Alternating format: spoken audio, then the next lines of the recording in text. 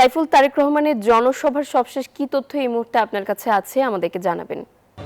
BNP chairman Tarique রহমানের নির্বাচনী আসন ঢাকা 17-তে এই ইসিবি চত্বরে আজকে বিকেল দুপুর 2টায় এই নির্বাচনী জনসভাটি অনুষ্ঠিত হবে এবং এই রাস্তার মধ্যে এই মঞ্চটি স্থাপন করার কারণে কিন্তু এখন এখানে নেতাকর্মীরা নেই।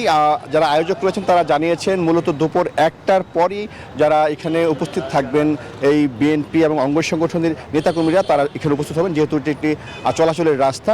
এবং বিএনপি চেয়ারম্যান তারেক রহমান ঠিক দুপুর 2টায় আজকের তিনি এই জনসভায় আসবেন এবং তিনি এখানে বক্তব্য রাখবেন এবং তার বক্তব্যে বিএনপির যে নির্বাচনী ইশতেহারগুলো তিনি দিয়েছেন সেই ইশতেহারগুলো বাস্তবায়নের আশ্বাস আবারও তিনি দেবেন এবং তিনি আশ্বাস দেওয়ার পাশাপাশি বিএনপি এবং এই এলাকার যারা জনগণ রয়েছেন তাদের কাছে তারা ধানের শীষের পক্ষে তিনি সমর্থন চাইবেন এবং আগামী দিনে বিএনপি নির্বাচিত হলে এই ঢাকা 17 আসনের উন্নয়নে তারেক রহমানের যেসব পরিকল্পনা রয়েছে সেসব পরিকল্পনা তিনি তুলে ধরবেন। এবং আজকের এই নির্বাচনী যে জনসভাকে কেন্দ্র করে ঢাকা 17 আসনের যারা নেতাকর্মী রয়েছেন তারা কিন্তু ইতিমধ্যেই এই কালশির পাশে যে ইসিবি চত্বরে আসতে শুরু করেছেন এবং দুপুর 2টা নাগাদই আসলে নেতাকর্মীদের পদচারণায় এই অঞ্চলটি মুখরিত হয়ে উঠবে সেটি কিন্তু বলছেন আয়োজকরা। এবং এই ইসিবি চত্বরের যে জনসভা সেটি শেষে কিন্তু বিএনপি চেয়ারম্যান তারেক রহমান তিনি সরাসরি যাবেন পল্লবী মেট্রো স্টেশনের পাশে আরেকটি জনসভা অনুষ্ঠিত হবে, সেখানে তিনি বক্তব্য রাখবেন। তারপর তিনি সেখান থেকে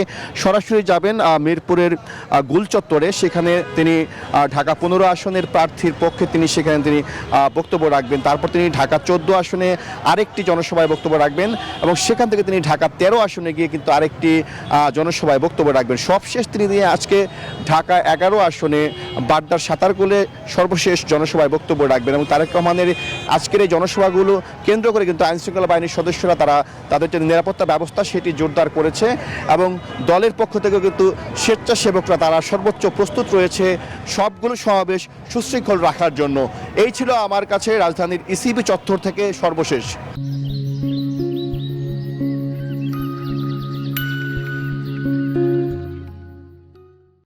সাইফুল, ধন্যবাদ আপনাকে।